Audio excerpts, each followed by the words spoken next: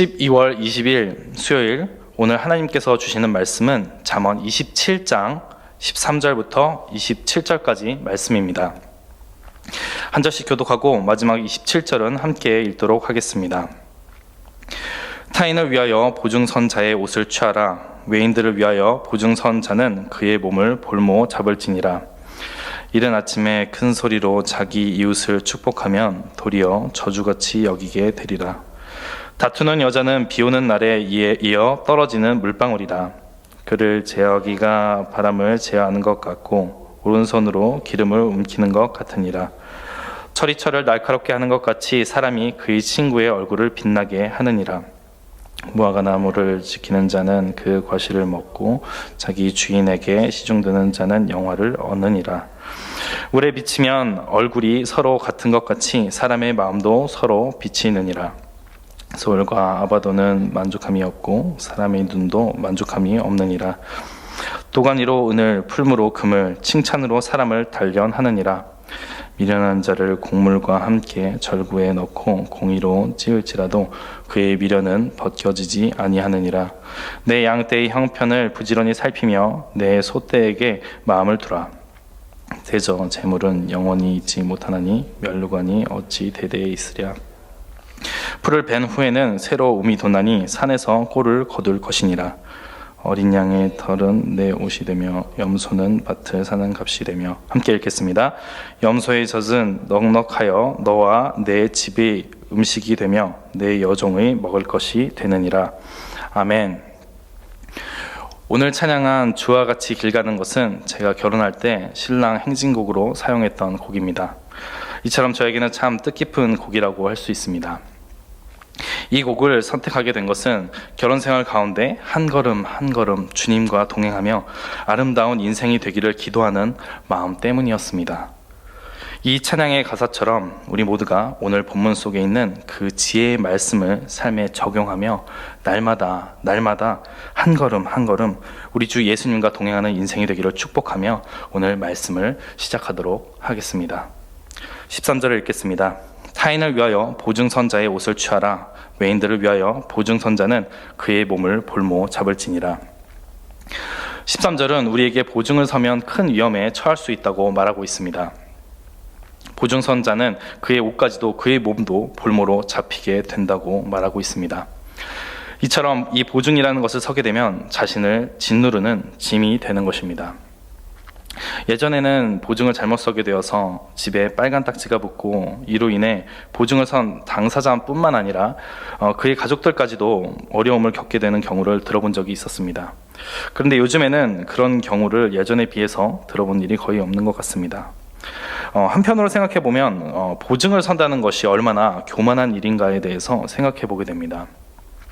우리의 인생도 우리 자신이 책임지고 보증할 수 없는 것이 우리 인생인데 하물며 어떻게 다른 사람의 일에 대해서 보증을 설 수 있는 것입니까? 잠언 27장 1절입니다. 너는 내일 일을 자랑하지 말라. 하루 동안에 무슨 일이 일어날는지 내가 알 수 없음이니라. 1절의 말씀처럼 우리 하루 동안에도 무슨 일이 일어날지 모르기 때문에 나의 일조차도 어떻게 될지 말할 수 없는 것이 우리의 인생입니다. 그런데 다른 사람의 인생을 어떻게 보증할 수 있을까요? 이렇게 우리가 다른 사람의 인생을 보증한다는 것은 말이 안 되는 것입니다.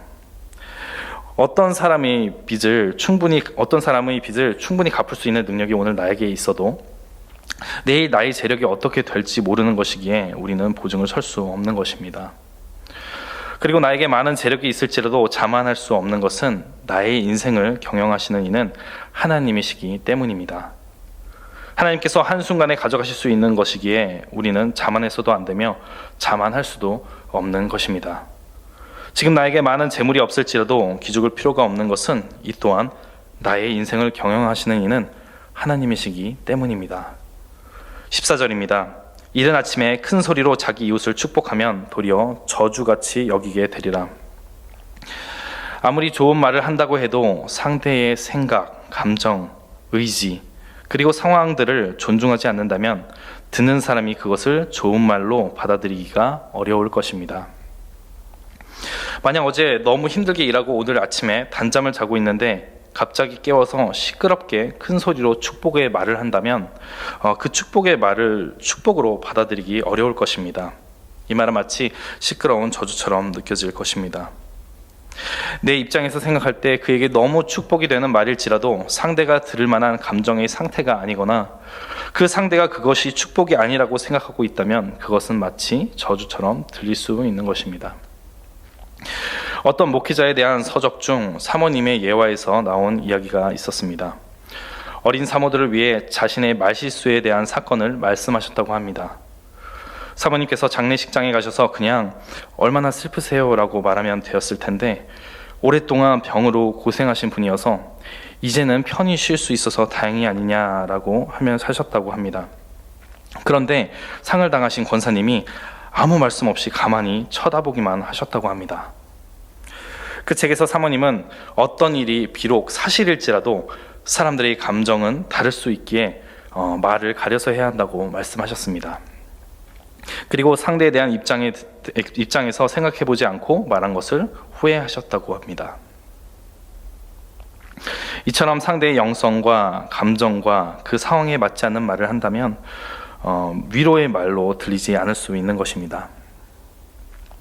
신앙을 상담하게 될 때도 상대에 대한 이해가 전혀 없이 말을 한다면 상대에게 상처가 되는 경우도 있을 수 있기에 이렇게 누군가에게 말을 함에 있어서 많은 것들을 고려할 수 있어야 합니다. 모두가 나의 마음과 같지 않을 수 있습니다. 어떤 부모님들을 보면 이런 경우도 있습니다. 다 너 잘 되라고 하는 말이야. 공부 좀 해. 너는 왜 그러는 거니? 나는 거짓말을 못해서 탈이야. 나 아니면 너한테 누가 이런 말을 해주겠니? 축복의 말, 맞는 말을 한다 해도 상대의 생각, 감정, 의지를 고려하지 않는다면 자녀들을 노엽게 만들 수 있습니다. 에베소서 6장 4절입니다. 또 아비들아 너희 자녀를 노엽게 하지 말고 오직 주의 교훈과 훈계로 양육하라. 주님의 교훈과 훈계에 맞게 자녀를 양육하는 것이 아닌 자녀를 자신의 감정을 푸는 대상, 자녀를 자신의 꿈에 대한 대리 만족의 대상으로 만들 때 자녀는 노여워하게 되는 것입니다. 이렇게 주님의 사랑으로 사랑받아야 할 자녀들이 노여워하게 되거나 부모님의 가스라이팅의 대상으로 전락해 버리는 것입니다. 이처럼 부모와 자녀 그리고 멘토와 멘티와의 관계와 같이 가까운 관계에서 이런 일이 자주 일어나곤 합니다. 상대의 생각, 감정, 의지 그리고 상황들을 존중하며 대화할 수 있는 지혜를 주님께서 우리 모두에게 주시기를 축복합니다. 15절 16절입니다. 다투는 여자는 비 오는 날에 이어 떨어지는 물방울이라 그를 제어하기가 바람을 제어하는 것 같고 오른손으로 기름을 움키는 것 같으니라. 본문 15절 16절은 다투는 여자를 비 오는 날에 비가 끊임없이 새는 지붕에 비유하고 있습니다. 새는 지붕에 계속해서 비가 세차게 내린다면 그 지붕은 부서져 쓸모 없어지게 될 것입니다. 뿐만 아니라 결국 그 집은 홍수에 쓸려가게 되는 재난을 맞게 될 것입니다. 이처럼 다투는 여자는 재난과 같다고 본문 말씀은 우리에게 알려주고 있습니다. 다투는 여자에만 해당될까요? 다투는 남자도 마찬가지입니다. 이것은 배우자에게만 해당될까요? 직장의 동료들은 어떻습니까? 다투는 사람은 왜 생길까요? 처음부터 다투게 되는 것일까요? 상대에게 함부로 말할 때, 사랑으로 대하지 않을 때 다툼은 일어나는 것 같습니다. 상대를 배려하지 않을 때 다툼은 일어날 수 있습니다. 함부로 말하고 상대를 배려하지 않는 것은 무엇입니까? 상대를 나보다 좋게 여기는 것이 아니라 무시하기 때문에, 낮게 여기기 때문에 그렇게 대할 수 있는 것입니다. 자신은 상대를 무시한 적이 없다고 말하겠지만 그 무례함은 상대를 그렇게 대해도 된다는 그 생각이 내면에 깔려있기 때문입니다. 무례한 사람들은 상대를 감정 쓰레기통으로 사용했다고 생각조차 못할 것입니다. 물론 감정 쓰레기통으로 사용된 그 사람도 자기 자신이 그렇게 사용되었다고 인지하지 못하는 경우도 많을 것입니다. 우리 모두 우리가 다투는 사람은 아닌지 우리의 모습을 돌아보는 하루가 되면 좋겠습니다. 16절을 보면 이런 다투는 사람은 바람과 기름 같아서 제어가 어렵다고 되어 있습니다. 맞습니다. 인간의 힘으로는 제어하기가 거의 불가능합니다. 우리가 알고 있듯 사람의 습관은 잘 바뀌지 않습니다. 하지만 사람은 바뀔 수 있습니다. 하나님이 사랑과 은혜가 있다면 바뀌게 됩니다. 만약 본문이 말하고 있는 다투는 사람이 우리 주변에 있다면 그에게 하나님의 사랑과 은혜가 임하기를 포기하지 않고 기도하는 우리 모두가 되기를 축복합니다. 만약 우리가 다투는 사람이 되어 있다면 주님 뜻대로 살기 위해 그 기도 제목을 가지고 주님께 나아가십시오. 그리고 우리가 주님께 우리의 의지를 드리면 좋겠습니다. 우리가 만약 주님의 뜻대로 살기 위해 간절한 마음으로 기도한다면 주님의 사랑과 은혜가 충만하게 임할 것입니다. 지금 나는 안 돼. 나 같은 사람은 절대 바뀔 수 없어. 라고 생각하는 사람이 있습니까? 주님과 친밀하게 교제 나누며 주님께 우리의 의지를 드리게 된다면 우리의 성품에 성령의 열매가 점점 맺혀가게 될 것입니다. 17절입니다. 철을 날카롭게 하는 것 같이 사람이 그의 친구의 얼굴을 빛나게 하느니라. 가장 좋은 관계는 어떤 관계일까요? 서로를 성장시키고 성숙시키는 관계라고 할 수 있을 것입니다. 서로를 도전하고 좋은 쪽으로 닮아가는 관계라면 정말 좋은 친구 관계라고 할 수 있을 것입니다. 서로에게 뭔가 기분이 상하지 않으면서도 도움이 되는 관계가 있을 수 있지만 오늘은 또 다른 느낌의 친구 관계를 말해보려고 합니다. 우리는 보통 어떤 사람을 친구라고 부르게 되나요? 오랫동안 연락하지 않았더라도 만나면 어색하지 않고 어제 만난 것 같은 친구, 또는 말하지 않아도 내 마음을 공감해주고 위로가 되는 친구를 곁에 두게 되고 또 친구라고 부르지 않습니까? 그렇다면 이런 사람은 어떨까요? 왠지 만나면 껄끄러운 사람, 왠지 저 사람이 말만 하면 마음에 걸림이 있고 마치 고통을 우리에게 안겨주는 것만 같은 사람은 어떻습니까? 친구라고 부르게 될까요? 과연 우리의 얼굴을 빛나게 하는 친구는 어떤 사람일까요? 만약 누군가 저에게 우리 그리스도인들에게 얼굴에 빛이 나는 경우를 말하라고 한다면 예수 그리스도를 닮아가는 것에 달려있다고 말할 것입니다. 만나면 왠지 껄끄러운 사람, 말만 하면 마음에 걸림이 있고 고통을 안겨주는 것만 같은 사람을 하나님께서 우리에게 보내주시는 이유는 무엇일까요? 하나님께서 그런 사람을 우리에게 보내주셨을 때 포기하지 마십시오. 예수 그리스도의 마음을 품고 그 사람을 사랑하기를 포기하지 마십시오. 세상은 말합니다. 나에게 도움이 안 되는 그런 사람은 멀리하라고 말입니다. 그러나 하나님의 말씀은 강조하고 있습니다. 그 사람을 사랑하라고 말입니다. 그 친구를, 그 배우자를, 그 직장 동료를 포기하지 마십시오. 우리 모두가 그 사람 사랑하기를 포기하지 않고 그 사람 사랑하기를 하나님께 간구하고 실천하고 그런 사람과 본문 말씀이 말하고 있는 친구가 된다면 우리의 얼굴은 빛이 나게 될 것입니다. 그 이유는 우리의 옛 자아, 우리의 이기심, 우리의 내면의 불순물들이 갈려 떨어져 나가 우리 성품이 예수 그리스도를 닮아가기 때문입니다. 철을 날카롭게 하는 것 같이 사람이 그의 친구를 빛나게 하는 그 친구가 곁에 있다면 포기하지 말고 사랑으로 인내하며 나아가십시오. 피하지 마십시오. 그 친구는 하나님께서 우리에게 보내주신 숨은 선물입니다. 이와 같은 인내의 과정을 다 마치게 되면 그 친구는 우리에게 깊은 신뢰가 있는 친구가 되어 있을 것입니다. 이 연단의 과정을 다 마치게 되면 이 사람이 나를 힘들게 했던 그 사람이 맞아? 라는 생각을 하게 될 것입니다. 우리 내면의 불순물이 떨어져 나간 뒤 우리의 내면이 정금같이 되었을 때, 우리의 성품이 예수님을 닮게 되었을 때 비로소 주님의 눈으로 상대를 볼 수 있게 되는 것입니다. 다시 한번 강조하여 말씀드리겠습니다. 우리 주변에 이와 같은 사람이 있다면 기뻐하십시오. 감사하십시오. 주님의 손이 우리 가까이에 있음을 나타내고 있는 것이기 때문입니다. 더 나아가 이것이 우리의 설교가 될 것이고 우리의 간증이 될 것입니다.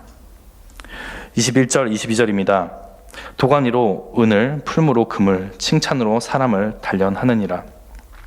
미련한 자를 곡물과 함께 절구해 놓고 공의로 찌을지라도 그의 미련은 벗겨지지 아니하느니라.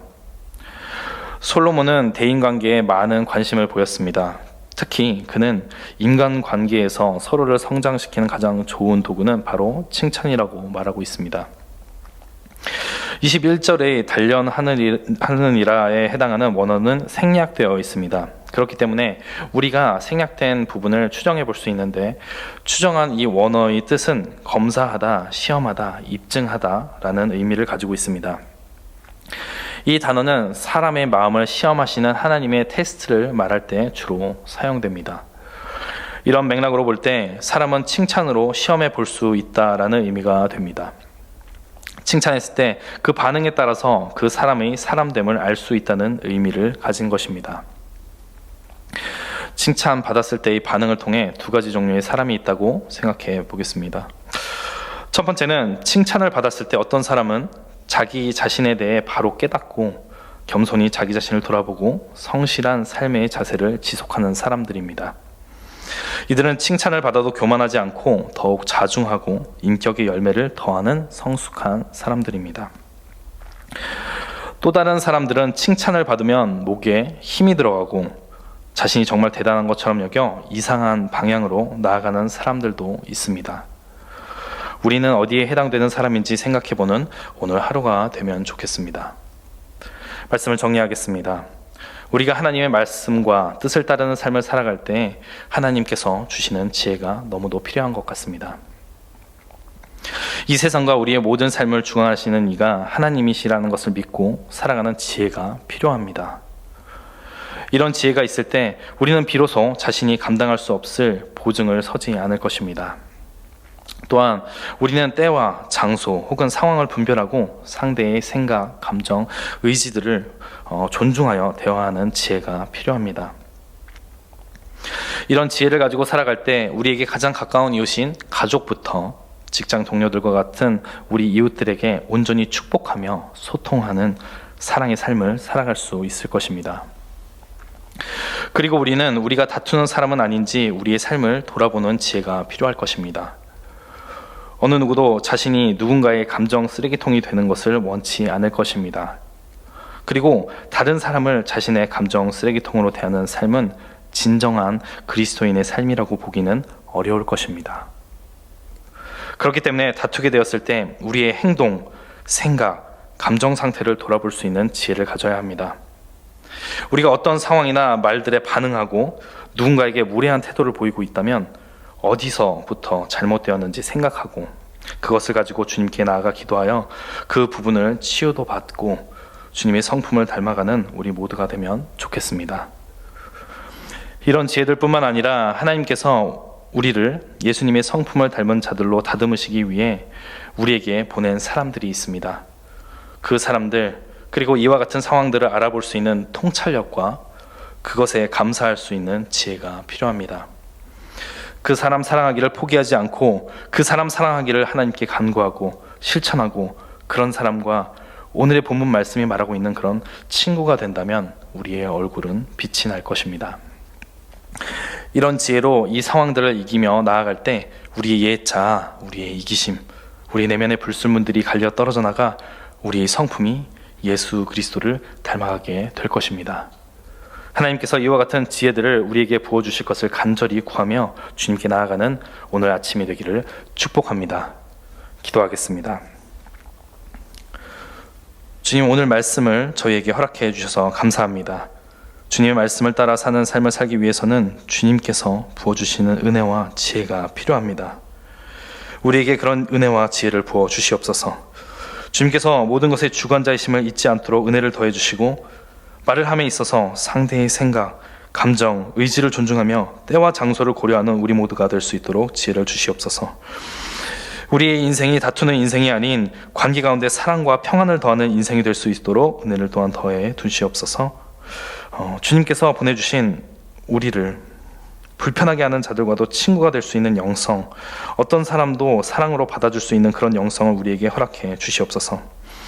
오늘 아침 이 모든 지혜를 주님께 구하오니 새벽 기도에 함께하는 모든 이들에게 충만하게 부어 주시옵소서. 감사합니다. 사랑합니다. 살아계신 우리 구주 예수 그리스도 이름으로 기도합니다. 아멘.